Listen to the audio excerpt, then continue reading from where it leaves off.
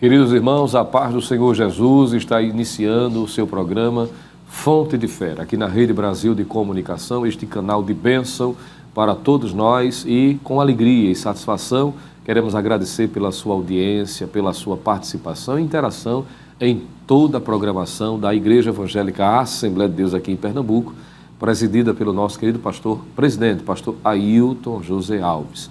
E para nós é um prazer, uma alegria poder juntos estarmos aqui neste encontro semanal para crescermos no conhecimento da Palavra de Deus e cada vez mais edificarmos a nossa fé em Cristo Jesus. E, para tanto, nós queremos lhe convidar para meditar num texto bastante conhecido de todos nós e convidar você para abrir a sua Bíblia, você que dispõe desta liberdade agora, de com um exemplar das Escrituras ou consultar aí no seu telefone, caso você esteja em outro ambiente e não esteja com a Bíblia impressa, de modo que estejamos interagindo. E, eventualmente, caso você esteja apenas ouvindo ou interagindo através desta oportunidade, mas não podendo ler, não se preocupe, visto que a Bíblia também diz que é bem-aventurados que leem e bem-aventurados que ouvem. Então, atentamente, leiamos juntos a palavra do Senhor. E estaremos estudando a partir da experiência descrita em Neemias, capítulo 6, versículo 15 e o versículo de número 16, baseado neste texto, meditando sobre o seguinte tema: vencendo os inimigos da obra de Deus. Leiamos esses dois versículos da palavra do Senhor. Acabou-se, pois, o muro aos 25 de Elu, em 52 dias. E sucedeu que, ouvindo todos os nossos inimigos, temeram todos os gentios que havia em roda de nós, e abateram-se muito em seus próprios olhos, porque reconheceram que o nosso Deus fizera esta obra. Glória a Deus. Texto que de todos nós, como dissemos, é bastante conhecido, que retrata a experiência vivida por Neemias e aqueles que ainda vivenciavam momentos difíceis na nação de Jerusalém, mesmo tendo recebido a liberalidade de retornar para a sua terra natal. Historicamente falando, estamos aqui diante de um texto que retrata momentos posteriores ao que é chamado de cativeiro babilônico. Após 70 anos, o povo hebreu recebeu do rei da Pérsia a oportunidade e a liberação para retornar à sua terra sagrada. Nesse momento, naturalmente, está em destaque este personagem, o servo de Deus chamado Neemias. E o livro de Neemias faz parte do grupo dos livros históricos do Antigo Testamento, que destaca exatamente como viviam o povo que havia regressado do cativeiro babilônico. Quando nós analisamos esta passagem bíblica, o contexto do livro do profeta, ou do livro de Neemias, melhor dizendo, nós encontramos como viviam os que foram, ou os que retornaram para a sua terra natal. E nós não precisamos ler muito para perceber que a condição destes não era nada favorável. Observe que Neemias era o copeiro do rei e estava muito bem no palácio, a propósito, recebendo um de seus irmãos, enquanto estava em Suzã, a fortaleza, visto que estava ali na casa de verão, podemos assim dizer, ou onde estava o rei quando queria passar um tempo mais tranquilo. E em razão deste homem ter o privilégio de viver na vida palaciana, isso trazia, além de uma responsabilidade muito grande, já que ele era o copeiro do rei, mas também alguns privilégios. Além de gozar de liberdade e de confiança por parte do monarca, ele também tinha, como o texto apresenta, a oportunidade de receber parentes. É o que o texto bíblico nos diz. E nesta visita de um de seus irmãos, chamado Hanani, ou Hanani, não é? Diz o texto que ele, ao retornar de Judá para Suzã, a fortaleza, conta como estava a condição dos que estavam em Jerusalém. E a condição não era nada agradável. Conforme capítulo 1, versículo 3, diz que eles estavam vivendo em miséria e desprezo. Veja que são palavras fortíssimas para descrever condições mais variadas. tanto dificuldades psicológicas, não é? Emocionais, porque desprezo tem a ver com isto, e também no que diz respeito a condições materiais, financeiras, já que eles estavam em miséria. Observe que no texto sagrado nos diz que os muros estavam derrubados e as portas estavam queimadas. No capítulo 2, versículo 3, versículo 13, versículo 14 e versículo 17. Textos estes que apresentam a condição geográfica, estrutural, em que a nação de Jerusalém ou a nação de Judá estavam vivenciando. Os muros derrubados e as portas queimadas a fogo. Talvez para a nossa realidade ocidental não pareça fazer tanto sentido, ou talvez não exponha a realidade que eles estavam vivenciando, já que as nossas cidades não são limitadas por muros. Isso é algo peculiar ao Antigo Oriente, não é? Às civilizações mais antigas, cujos muros tinham sobre si uma ideia de proteção, de cuidado, de delimitar espaço.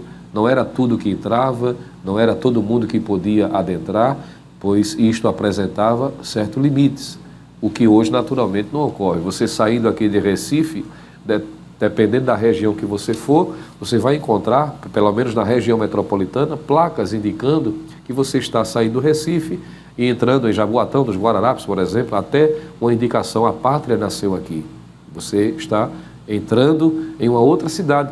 Não existe demarcação física, apenas uma indicação informativa. Mas para a cidade de Jerusalém, ela está exposta.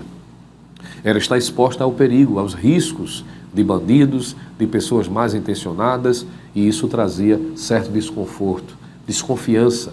Ter uma noite tranquila de sono era difícil dentro de uma cidade cujos muros não existiam. Era uma realidade difícil. Não bastasse isso, perceba de que algumas pessoas são demonstradas e destacadas nesse texto como desinteressadas e se tornando inimigas daquela nação. 3 homens são destacados aqui, embora eles se confederaram com outros, mas estes encabeçam uma opressão e uma investida contra a nação de Judá, principalmente, como nós veremos a posteriori, em razão de Neemias ter se colocado na posição de alguém que buscou o interesse, ou teve o interesse, de buscar a restauração daquele povo, a restauração da cidade de Jerusalém. E os inimigos aqui são destacados e identificados. E eles são, conforme diz o texto, Sanbalate, Tobias e Gesem. Estes 3 homens, eles se colocam como inimigos ferrenhos contra Judá, contra a nação escolhida. Sanbalate, seu nome que é babilônico, possuía algum tipo de poder civil ou militar na cidade de Samaria, conforme isso pode ser visto no capítulo 4, versículo 2. O Horonita, como ele é chamado, é uma referência a Bet-Horon, a sua cidade natal. O outro homem chamado Tobias, o Amonita, um oficial do governo persa que provavelmente casou-se com uma judia, e resultado desse casamento misto, isso trouxe uma influência também sobre aqueles que viviam na cidade de Judá. Sendo ele amonita, é bom lembrar de que ele tem raízes genealógicas, né? Ele tem uma raiz histórica de um povo chamado de Amonita, são os descendentes de Amon, que reiteradas vezes lutaram e se levantaram contra o povo de Israel, contra a nação de Judá. Você há de lembrar, por exemplo, ao ler o 2º livro das Crônicas, capítulo 20, que estes aqui, os amonitas, também estão lutando contra Josafá. Lembra disso? Os moabitas e os amonitas. E Gesem, o arábio, como é chamado, de origem árabe, o seu nome só aparece aqui no livro de Neemias. E ao que parece também possuía influência civil, talvez um cargo político, talvez era alguém que era responsável, um tipo de governador na região de Edom, ou mesmo alguém que tinha uma influência de liderança quanto ao norte da Arábia, conforme a descrição aramaica descoberta no Egito. Em razão de uma informação arqueológica, alguns estudiosos chegam a dizer de que esse Gesem, o arábio, era alguém de muita importância dentro do ambiente político, nessa redondeza. E eles se colocam contra a nação de Judá. E isso por motivos óbvios. E eu quero chamar a sua atenção para lermos alguns versículos. Veja que, ao ler o capítulo de número 2, versículo 10, nós encontramos a seguinte expressão do texto: o que ouvindo Sambalate, o Horonita, e Tobias, o servo amonita, lhes desagradou com grande desagrado que alguém viesse a procurar o bem dos filhos de Israel. Veja que quando Neemias soube da condição da cidade de Jerusalém e passou aquele processo de oração, de intercessão, meses clamando a Deus, Deus lhe deu a oportunidade e pediu autorização ao rei para que ele fosse, ainda que temporariamente, no tempo estabelecido, para que ele pudesse dar assistência aos seus compatriotas. E ao saber que aquele homem, de certa envergadura política, diante da importância que tinha, trabalhando diretamente na vida palaciana e frente a frente com o rei, quando Sambalate, Tobias e Gesem, eles souberam disto, isso trouxe um desconforto. O fato de que alguém procurava o bem de Israel. Porque você sabe que quando alguém se coloca em procurar o bem da obra, o bem do trabalho, intercedendo, agindo, orando, contribuindo, quando alguém se coloca na postura de abdicar de posições pessoais, de interesses pessoais, para o interesse da coletividade, para o reino de Deus, isso é comprar briga com o inferno. É lutar dioturnamente com as trevas. E o que ocorre? O texto diz que isso trouxe desagrado.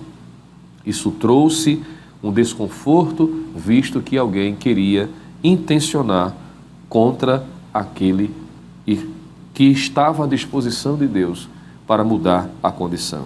O capítulo de número 4, versículo 1, você vai perceber que a fúria destes aumenta, não somente pelo fato de alguém intencionar, mas alguém começar a executar esse trabalho de mudança e o trabalho prosperar. Veja aí capítulo 4, versículo 1, está escrito assim: e sucedeu que, ouvindo Sambalate que edificávamos o muro, ardeu em ira, e se indignou muito, e escarneceu dos judeus. Veja que eles, quando souberam de que aquilo que estava apenas no ideal, não é? No esquema, num propósito, alguém intencionando, agora está sendo executado. E enquanto eles estão edificando o muro, ardeu em ira e se indignaram muito. Veja que eles estão extremamente perturbados com o povo edificando a cidade de Jerusalém. E o progresso daquela edificação faz com que a fúria dos inimigos se levante ainda mais. Capítulo 4, versículo 7 diz assim: e sucedeu que, ouvindo Sambalate e Tobias e os arábios e os amonitas e os asdoditas, que tanto ia crescendo a reparação dos muros de Jerusalém, que já as rupturas se começavam a tapar, o texto diz, iraram-se sobremodo. Ou seja, a ira aumentou ainda mais em ver o progresso da edificação, já que eles tinham ridicularizado, né? Entendido que aquilo não iria prosperar, mas ao verem o progresso, a prosperidade, trouxe ainda mais desconforto e fúria contra aqueles que faziam a obra. E o objetivo dos inimigos da obra de Deus são revelados quando nós analisamos os textos. Por exemplo, capítulo 4, no versículo 9, está escrito assim: porém nós oramos ao nosso Deus e pusemos uma guarda contra eles, de dia e de noite, por causa deles. E por que eles fizeram isso? Por que é que o povo estava orando? Veja aí o versículo anterior, o versículo de número 8. E ligaram-se entre si todos, para virem atacar Jerusalém, e para os desviarem do seu intento. Veja que eles se confederaram com o propósito de desviar a atenção, de desarticular aqueles que estavam engajados, envolvidos para realizar a obra do Senhor. Capítulo 4 ainda, e o versículo de número 11, diz assim: disseram, porém, os nossos inimigos, não saberão disso, nem verão, até que entremos no meio deles. Veja, até a intenção de se infiltrar, diz assim, e os matemos assim. Aí no final do versículo diz, faremos cessar a obra.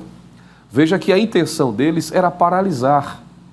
A intenção deles era impedir com que o trabalho seja realizado, a ponto de estarem dispostos a tirar a vida daqueles que estavam desejando o bem da cidade de Jerusalém. Com qual propósito? Acessar a obra. Que é isso que o diabo quer. É isso que Satanás intenciona. Ele quer paralisar, ele quer incutir medo, desconfiança, utilizar-se de pessoas para se infiltrar, porque os antigos dizem, é verdade, que quando o diabo não vem, manda um secretário. E há pessoas que muitas vezes, amando de Satanás, utilizando-se da sua influência, aparentemente às vezes com a auréola de espiritualidade, mas a sua intenção é destruir, é fazer com que a obra não avance. Mas Jesus já disse, e isto é uma realidade, e a igreja está aí para provar isto. Com tantos ataques de Satanás, em vários períodos da história, nós encontramos a mão de Deus estendida, também trazendo proteção e livramento àqueles que fazem o trabalho do Senhor, porque Jesus diz que as portas do inferno não prevalecerão contra esta obra. A igreja continuará avançando, e ainda que Satanás coloque uma barreira, Deus nos fará transpor as barreiras espirituais das trevas, porque maior é o que está conosco. Mas precisamos estar atentos, por isso que Paulo diz que nós não devemos desconsiderar os ardis de Satanás.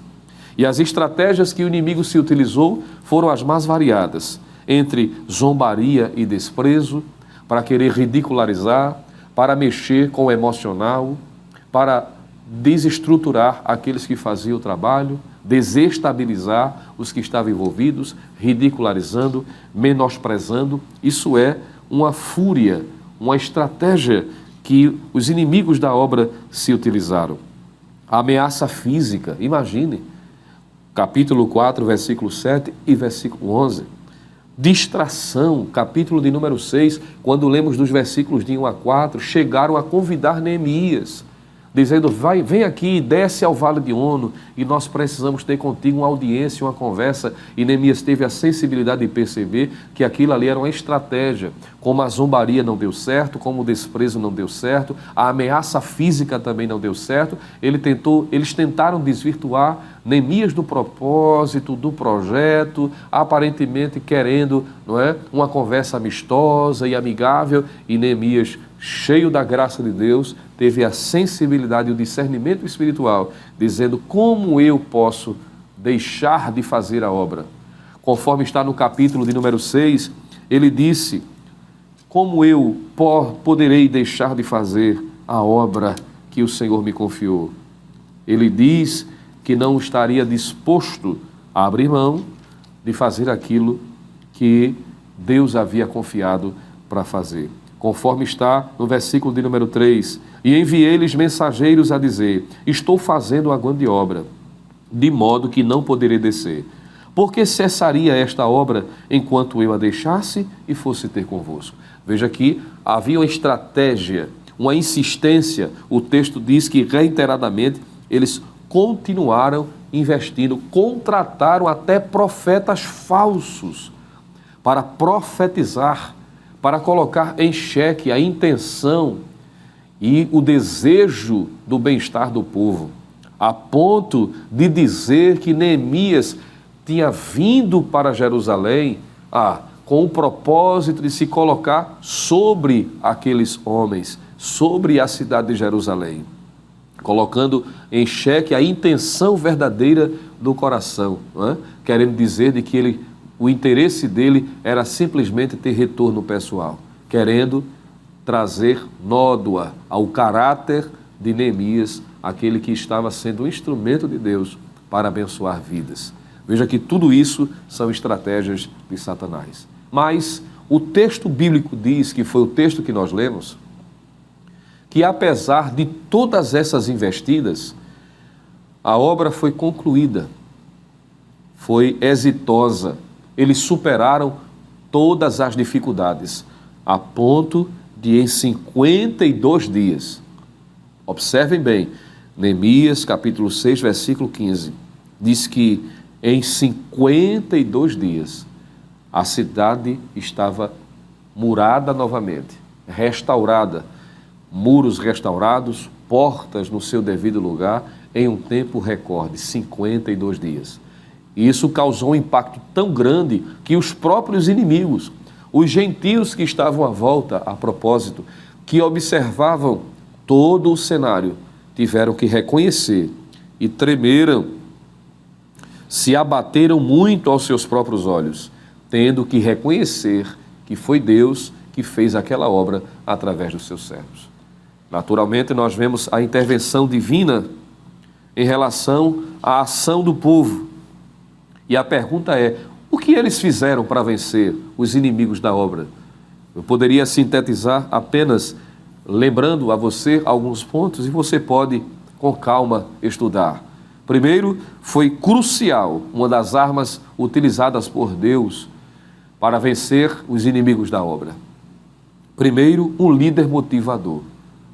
O que é surpreendente em Neemias, porque ele é realista em mostrar a condição, porque desde o início, quando chega em Jerusalém, que ele vê com seus próprios olhos, ele nunca foi utópico em dizer, não tem nada demais. Não, ele disse, estamos em miséria, a situação é difícil, mas todas as vezes que ele faz menção à realidade, ele sempre traz uma palavra de ânimo. Você consegue entender isso? Neemias, apesar da triste realidade espiritual, emocional e física, ele sempre foi um líder motivador e faz toda a diferença. Para vencer os inimigos da obra, é preciso pessoas dispostas, com coração alegre, motivadoras. Nós precisamos ter em nosso meio ainda mais, precisamos ser ainda mais Neemias de Deus, que podemos dizer, é verdade, a batalha é grande, a luta é difícil, mas Deus é maior. Porque há muitos entre nós que estão desanimados, pessoas que já não têm mais ânimo. E precisamos de pessoas como Neemias, motivadoras. Faz toda a diferença um Neemias em uma congregação, em um grupo, em um órgão de louvor. Um Neemias dentro de casa, num ambiente de trabalho, que mesmo lidando com pessoas de profissão de fé diferente, pessoas que não servem a Deus até, mas sempre tem uma palavra motivadora, de modo que as pessoas se sintam agradadas, não é? Se sintam felizes, satisfeitas em estar ao lado de uma pessoa assim, mesmo que esta pessoa motivadora seja uma pessoa segura, que fala a verdade, que não negocia os seus valores, mas ainda assim é satisfatório estar perto dela. Precisamos de ainda mais ser Neemias, homens e mulheres que estão a serviço de Deus para motivar. Sempre ele dizendo, o Senhor, a mão do Senhor estará conosco para nos fazer prosperar. E eu sigo para a conclusão, dizendo que além do líder motivador, nós encontramos mobilização e união. E eu lhe desafio a ler todo o capítulo de número 3, e você vai perceber que desde o sacerdote até o homem do campo, as pessoas das profissões mais variadas, você vai perceber que um estava do lado do outro. Pessoas que se colocaram à disposição para fazer o trabalho de Deus, ainda que também se tenha pessoas que não quiseram submeter-se e nem se dispor a fazer a obra. Mas quando há mobilização e unidade, não tem como Satanás vencer. Mobilização e união. Você pode ler todo o capítulo de número 3 e você vai perceber de que Deus opera no meio da união. A oração de Deus para nós é que nós sigamos firmes, servindo ao Senhor com alegria, em unidade. Por isso que também o salmista diz, ó quão bom e quão suave é que os irmãos vivam em união. A vitória contra os ardis de Satanás perpassa a unidade e a mobilização daqueles que querem ver o bem do trabalho do Senhor. E cada um tendo a sua responsabilidade pessoal, entendendo que foi chamado para ser alguém a serviço de Deus. Por mais simples que alguém se ache, todos nós podemos estar a serviço do reino. E sendo ou tendo essas características, venceremos os inimigos da obra de Deus. Crentes animados, cheios da graça de Deus, motivando os que estão ao nosso redor, sendo pessoas que estão a serviço, à disposição, seja para o que for, e possamos fazer a oração de Isaías, quando ele ouviu o chamado de Deus, sem saber ao certo para o que era. E o que eu acho isso surpreendente, porque quando Deus disse assim, a quem enviarei? e quem há de ir por nós. Ele não disse o que era, ele não trouxe detalhes, implicações. Por mais simples que fosse o trabalho a ser realizado, Isaías estava disposto e disse: eis-me aqui, envia-me a mim. Quando há mobilização, disponibilidade e unidade, as trevas são vencidas e o nome do Senhor é glorificado. Oremos, portanto, ao Senhor, pedindo as suas bênçãos e que possamos, com a graça divina, superar toda e quaisquer dificuldades, crendo que em Deus somos mais do que vencedores. Vamos orar nesse instante, pedindo de que Deus continue ajudando e agradecendo pela sua palavra. Pai querido, Deus de poder, nós te louvamos, ó Pai, e entramos na tua presença por meio do teu Filho Jesus Cristo, nosso intercessor, o mediador, ó Pai, para te agradecer pela tua palavra, agradecer por tua fidelidade, pela manifestação da tua graça, em nos fazer entender de que é possível, sim, vencer e superar toda e qualquer dificuldades, em razão da fúria de Satanás, da orquestração das trevas contra aqueles que fazem a tua obra, o teu trabalho, por mais simples que se ache. Ó Deus, continua dando estratégia, dando da tua graça e que possamos seguir firmes fazendo o teu trabalho. Ajuda, fortalece, é o que nós te pedimos, ó Pai, crendo e confiando na tua misericórdia e já te agradecemos, em nome de Jesus. Amém, amém e amém. Que alegria poder estar contando com a sua participação, crescendo juntos na palavra de Deus e lhe convidando, claro, para seguir sendo abençoado com toda a programação da Rede Brasil e até o próximo Fonte de Fé, se Deus assim nos permitir. Que a graça do nosso Senhor e Salvador Jesus Cristo, o amor de Deus, o nosso eterno Pai, a comunhão e as divinas consolações do Santo Espírito permaneça sobre sua vida e sua família, agora e para sempre. Amém.